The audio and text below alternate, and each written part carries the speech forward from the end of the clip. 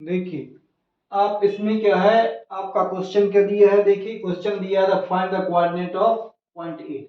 आपको coordinate point A find करना है where A B is diagonal है। किसका डायगोनल है? सर्किल का। हुज सेंटर, सेंटर आपका इतना है एंड बी कोऑर्डिनेट आपका इतना है। तो पहले हम क्या करते हैं, पहले हम एक सर्किल बना लेते हैं। देखिए ये आपका हो गया सर्किल, ये आपको हो गया सेंटर।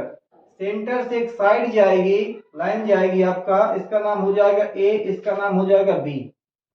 और सेंटर मान लीजिए सी। तो सेंटर आपका दिया हुआ है 2 - 3 दिया है। और ए की वैल्यू आपको फाइंड करनी है जो एक्स और वाई होती है, सब में होती है कोऑर्डिनेट में, एक्स और ये वाई है। और बी की वैल्यू आपकी दी है 1 और 4 दी है। बी की वैल्यू दी है 1 और 4 ये दी है। अब आपको फाइंड करना है एक्स और वाई की वैल्यू फाइंड करनी है। अब किस प्रकार फाइंड करेंगे, देखिए हम बताते हैं। Solve, SOLVE, solve, solve the circle of the diagonal the AB is a diagonal, diagonal of circle, CIR, circle, and center C, which coordinate, which center C, which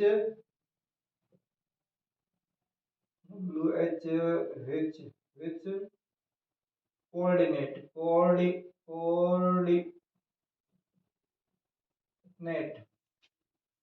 आपका कितना है, C का है C2 और -3 एंड ए के coordinate, ए के कितने हैं, ए के हैं आपका एक्स और वाई। एंड बी के हैं आपके 1 4, ये कोऑर्डिनेट हो गए आपके। अब आप निकाल लेंगे, बिकॉज सेंटर है सर्किल का बीच में होता है, जैसे मिड पॉइंट थ्योरम लग जाएगी आपको। क्या लग जाएगी? Mid point theorem. तो coordinate of C, because coordinate of C equal x1 plus x2 upon 2, y1 plus y2 upon 2। तो देखिए सी के कोऑर्डिनेट आपके क्या चाहिए, कितने हैं आपके? 2 है और ये आपका -3 है। x1 की वैल्यू मान लीजिए x है, x1 ये है, y1 ये है, x2 ये है और y2 ये है, x2 ये। तो x1 कितना x है और x2 कितना 1 है। तो आप क्या लिख देंगे, x प्लस 1 लिख देंगे अपॉन 2। y1 आपका y है और 4 है, तो यहां पर लिख देंगे y प्लस 4 अपॉन 2। अब जानते हैं अब ये x एक्सिस कहलाता है तो ये x के लिए हो जाएगा, ये y एक्सिस कहलाता है तो y के लिए हो जाएगा जी। ये दोनों कोऑर्डिनेट अब इक्वल कर लेंगे, because x plus 1 upon 2 equal क्या है 2। इसके नीचे कुछ नहीं, 1 माना, क्रॉस मल्टी कर दिया, ये तो यही आ जाएगा x प्लस 1 इक्वल टू 2 जा कितना 4 हो जाएगा। तो x इक्वल क्या, ये 1 उस तरफ जाएगा तो आपका 4 - 1 हो जाएगा, तो x इक्वल आपका आ जाएगा 3। ये आपका x की वैल्यू निकल आई, ये आपके x की वैल्यू निकल आई। अब इसी प्रकार आप क्या करेंगे, देयरफॉर इसी प्रकार ये y है आपकी, तो y प्लस 4 अपॉन 2 इक्वल है y की वैल्यू -3। तो आप यहाँ -3 लिख देंगे, नीचे 1 मान लेंगे। तो इसमें क्रॉस मल्टी करेंगे, 1 की करवाएंगे तो आपको y प्लस 4 जैसा का तैसा हो जाएगा। इसका से मल्टी करेंगे 2 3 जा 6 हो जाएगा, 2 3 जा 6 हो जाएगा। तो y इक्वल हो जाएगा आपका -6 - 4, क्योंकि ये प्लस का उस तरफ जाएगा तो माइनस का हो जाएगा। तो y इक्वल हो जाएगा -10। ये आपकी y की वैल्यू निकल आती है। आपको फाइंड क्या करना था, फाइंड करना था आपको, find whose AB is diagonal circle whose center is null. Find the coordinate of A. Coordinate the coordinate of point A. Hence HENCE. Hence the COORDI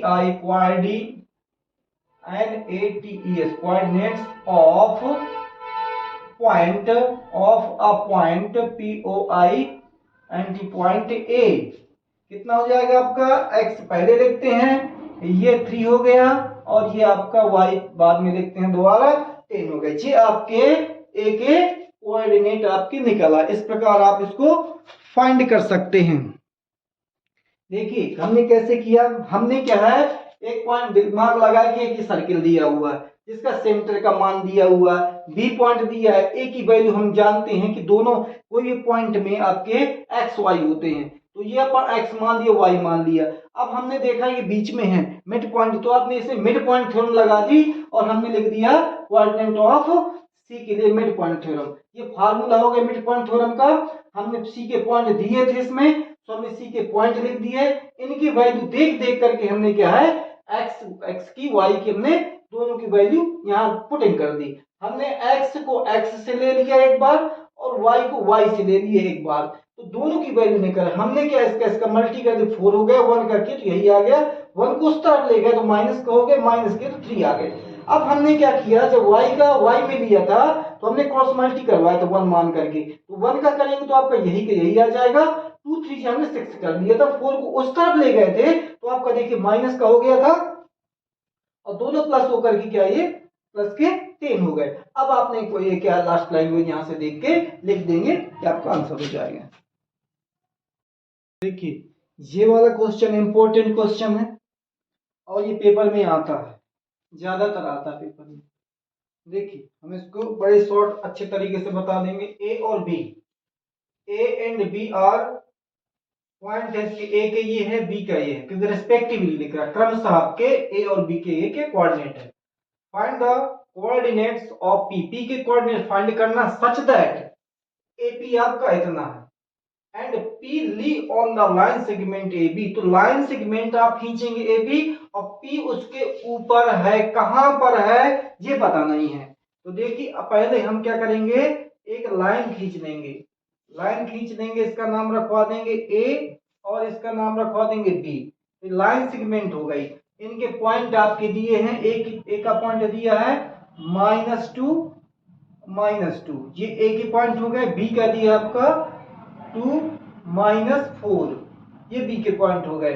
अब आपको यहाँ पी कहीं भी मान लो, कहीं भी, तो हमने पी यहाँ मान लिया, पी हमने यहाँ पर मान लिया। अब हमारा p का मान क्या वैल्यू कितनी है, अब इसमें दिया है यहां से निकालेंगे। देख कैसे निकालते हैं, solve the point the coordinate of the coordinates of A कितना है -2 and B 2 -4 P line segment AB, P Lee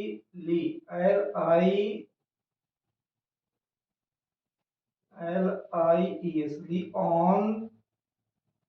on the line segment, LIN line segment AB के बीच में है आपकी, ये लैंग्वेज हो गई। अब आपका दिया है बिकॉज AP इक्वल कितना दिया है AP इक्वल 3/7 AB। अब हम क्या करेंगे AB को साइड चेंज कर देंगे, तो आपका ये हो जाएगा AP/AB इक्वल कितना 3/7। अब आप देख रहे हैं कि AP आपका कितना है, AP कितना है AP 3, AP आपका 3, तो AB कितना है AB आपका टोटल 7 है, टोटल 7 है, AP 3 है। तो हम इसको लिख सकते हैं, मान लो इसको ऐसा भी लिख सकते हैं, मान लो AP अपॉन AP प्लस कितना BP। AP देखो, AP प्लस BP या PB। AB इक्वल कितना है, AB देखो AB है आपका, तो AP प्लस PB इक्वल कितना है 3। आपका जो AP है आपका सामने लिखा 3, तो AP इसमें दोनों का जो मिक्स था 7, तो आप यहां पर AP लिख सकते हैं। तो AP में से 7 में से 3 चला गया, कितना बचा 4, तो यहां आप 4 लिख सकते हैं। तो इससे सेंस निकाला जा सकता है कि आपका AP कितना है 3 है, बिकॉज AP आपका AP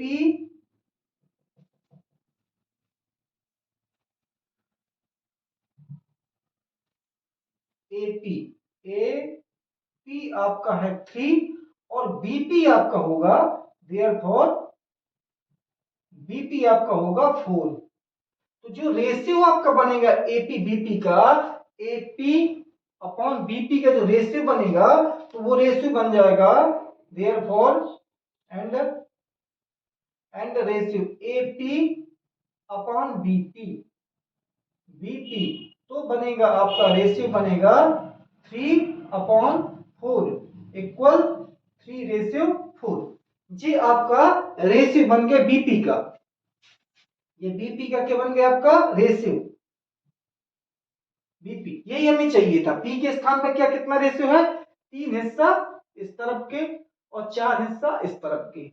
ये आपका M1 हो गया, ये आपका M2 हो गया, ये आपका X1 हो गया, ये आपका Y1 हो गया, ये आपका X2 हो गया, ये Y2 हो गया। अब आप जानते हैं सेक्शन फार्मूला से आप इसको निकाल लेंगे, क्योंकि जब रेशियो का फार्मूला लगाना तो सेक्शन फार्मूला ही लगाते हैं। तो सेक्शन फार्मूला आप लगाएंगे और निकाल लेंगे P की value. The coordinate of P equal, section formula क्या होता है आपका, होता है M1 X2 plus M1 X1 X M2 X1 12 21 M2 X1 M1 plus M2। ये Y वाला निकाल लें, M1 Y2 plus M2 Y1 12 21 M1 plus M2। देखो 12 और 21। अब हम इसे मान पुटिंग कर देते हैं। देखिए M1 का मान, M का आपका 3 है और M2 का 4 है, तो हम लिख देंगे 3। देखिए 3 लिख दिया, ये क्या है X2 के लिए छोड़ दिया। M2 कितना है आपका, M2 है 4, ये देखो हमने 4 लिख दिया। ये क्या है X2 के लिए, X1 के लिए छोड़ दिया। आपका M1 कितना है 3 प्लस 4, 3 प्लस 4। अब आपका X2 यहां पर आएगा और X1 यहां पर आएगा, तो X2 कितना है, X2 है आपका 2 और X1 कितना है -2। तो X2 कितना है 2, X1 कितना है -2, ये आ गया। अब आप निकालेंगे कितना Y का, इसी प्रकार Y का देखो M1 कितना है आपका, M1 वही 3, ये Y आ जाएगा।